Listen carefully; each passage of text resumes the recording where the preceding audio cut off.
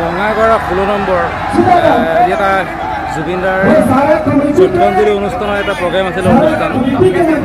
তাতে এজন ব্যক্তিয়ে জুবিনদাৰ গান গাব নালাগে বুলি কোৱাত অনুষ্ঠান বহুত ডাঙৰ এটা খেলি মেলি হৈ গ'ল আপোনালোকক দৃশ্যটো দেখাম বাৰু বহুত ডাঙৰ এটা দৃশ্য মানে সাংঘাতিক হৈ গ'ল আপোনালোকে নাজানো তেখেতক বহুত মাৰপিটো কৰা হ'ল বাৰু জুবিনদাক আমাৰ অপমান কৰিছে জুবিনদাৰ গান গাব নালাগে বুলি কোৱাত তেখেতক একদম ৰাম ধোলাই খাইছে বুলি ক'ব পাৰি আৰু জুবিনদাক অপমান কৰিছে ইমান মানুহৰ মাজত সেইকাৰণে তেখেতে পাব্লিক ধোলাই অলপ পাইছে বাৰু আপোনালোকৰ দৃশ্যটো দি দিছোঁ বহুত খাতৰনাক দৃশ্য এটা হৈ গ'ল এইটো অৰ্জুন লাক্ৰা আহিছিলে আপোনাৰ ঝাৰখণ্ডৰ যিজন আদিবাসী গায়ক আপোনালোকে চিনি পাই চাগে তেখেতৰ অনুষ্ঠানতে এইটো কাহিনী হৈ গ'ল